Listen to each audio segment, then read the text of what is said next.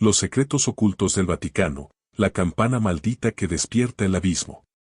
Los secretos más oscuros del Vaticano no se guardan en la oscuridad del abismo, sino en lo que pensamos es santo.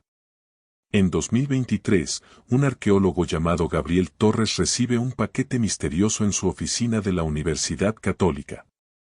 Dentro encuentra un manuscrito antiguo firmado por el padre Giacomo Visconti, quien había desaparecido sin dejar rastro en 1263.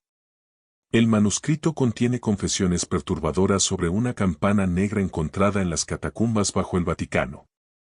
Al final de la carta, una advertencia: si estás leyendo esto, significa que el sonido aún resuena y que ellos te están observando. Impulsado por su experiencia en reliquias cristianas, Gabriel decide investigar el caso, sin imaginar que desenterrar la verdad pondrá en riesgo no solo su vida, sino también su alma. Gabriel llegó al Vaticano en una tarde húmeda y gris de noviembre. La presencia de la Basílica de San Pedro era imponente, pero había algo más en el aire, una tensión invisible que parecía hacer que incluso los guardias suizos evitaran ciertas áreas del complejo. Los pocos clérigos que conocían la verdadera razón de su visita se limitaban a señalar el camino hacia los archivos secretos con miradas esquivas, sus voces apenas susurrando. Hay cosas que la Iglesia ha mantenido ocultas por una razón. En los archivos secretos, entre estanterías polvorientas y documentos antiguos, Gabriel encontró más de lo que esperaba. Un diario escrito por el cardenal Alessandro Bianchi en 1264 hablaba con terror sobre los eventos que siguieron al descubrimiento de la campana. Según sus páginas amarillentas, los monjes que participaron en la excavación comenzaron a experimentar visiones perturbadoras. Algunos se arrancaron los ojos, otros se volvieron locos susurrando sobre los que esperan entre las sombras. La campana, descrita como un objeto de metal negro que parece absorber la luz, había sido encontrada en una cámara sellada bajo las catacumbas. Los símbolos grabados en su superficie no correspondían a ningún lenguaje conocido, y quienes intentaban descifrarlos sufrían terribles pesadillas sobre seres que se movían en la oscuridad. Durante sus investigaciones, Gabriel notó cambios sutiles a su alrededor. Las sombras en los pasillos parecían moverse cuando no las miraba directamente. Por las noches, en su habitación del hotel, podía jurar que escuchaba un débil tañido metálico, como si una campana sonara en la distancia. Sus sueños se llenaron de imágenes perturbadoras, figuras encapuchadas realizando rituales alrededor de una campana negra y criaturas que se retorcían en las sombras, esperando ser liberadas. Un antiguo monje bibliotecario, el padre Marco, finalmente decidió hablar con Gabriel.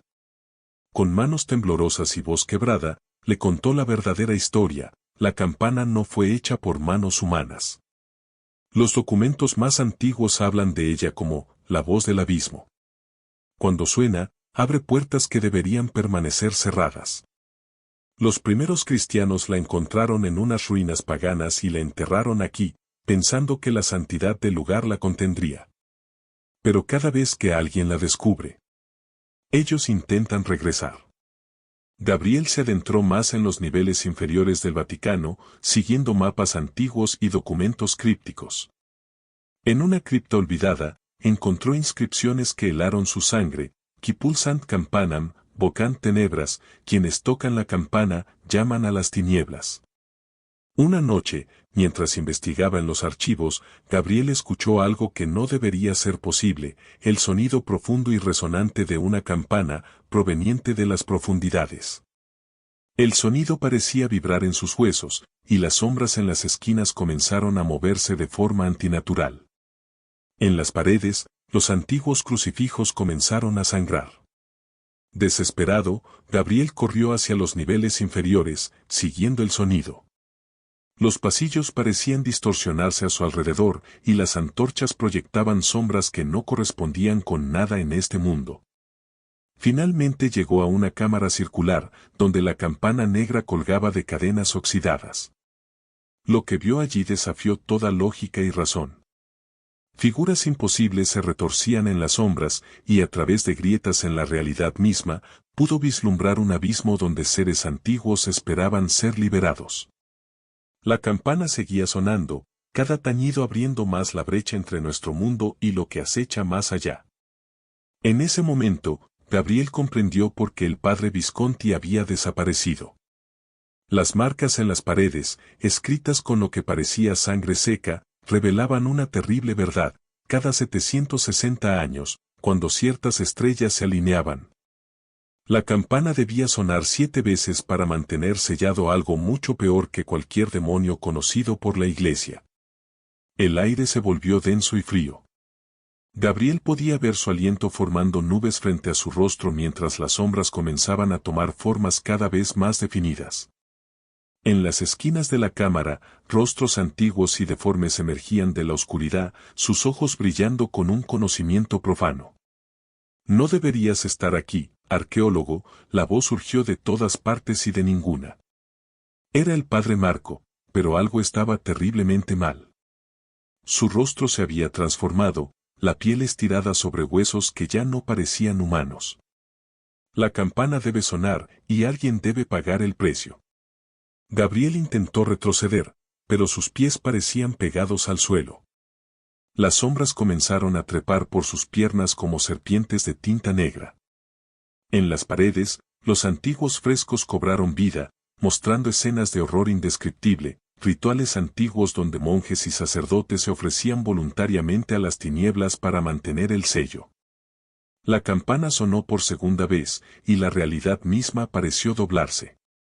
A través de las grietas en el aire, Gabriel vislumbró una ciudad imposible de torres retorcidas y ángulos que violaban la geometría euclidiana. Criaturas antiguas se arrastraban entre sus calles, seres que nunca deberían existir en nuestro plano de realidad. Tercer tañido. Las voces de todos los que habían desaparecido en esa cámara a lo largo de los siglos comenzaron a susurrar en sus oídos. Le contaban sobre el sacrificio necesario, sobre cómo alguien debía tomar el lugar del último guardián. Cuarto tañido. La sangre comenzó a brotar de las paredes como manantiales oscuros. En el suelo, antiguos símbolos grabados en la piedra se iluminaron con un resplandor enfermizo. Quinto tañido. Gabriel vio su propia muerte reflejada en 1000 futuros diferentes, cada uno más horrible que el anterior. Las sombras ahora tenían dientes, y sonreían. Sexto tañido. El padre Marco, o lo que quedaba de él, se acercó con movimientos imposibles. Hay que mantener el sello, Gabriel. Siempre debe haber un guardián. Yo he servido durante 80 años, pero ahora es tu turno. Gabriel comprendió entonces el verdadero horror. No era la campana lo que mantenía sellada la puerta, sino el alma torturada de su guardián, condenado a existir entre dos mundos, sirviendo como ancla viviente para impedir que ellos cruzaran. El séptimo tañido nunca llegó a sonar. En su lugar, un grito desgarrador atravesó las catacumbas del Vaticano. Los guardias que se atrevieron a bajar días después encontraron la cámara vacía, excepto por una libreta nueva junto a los antiguos manuscritos.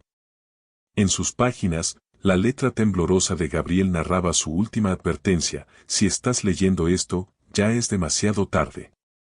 Ahora soy yo quien vigila desde las sombras. Puedo verlos a todos, moviéndose en la oscuridad, esperando. La campana volverá a sonar, y cuando lo haga, rezad. Rezad para que el próximo guardián sea más fuerte que yo. Dicen que en las noches más oscuras, en los niveles más profundos del Vaticano, aún se puede escuchar el eco distante de una campana.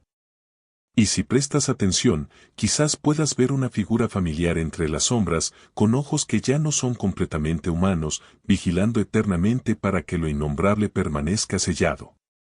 Pero la verdadera pregunta es, ¿cuánto tiempo más resistirá el sello? Porque cada noche, las grietas se hacen más grandes, y ellos son cada vez más fuertes. Y hasta aquí el relato de hoy, familia del misterio. Si esta historia sobre los secretos ocultos del Vaticano les puso los pelos de punta, no olviden dejar su like y suscribirse al canal.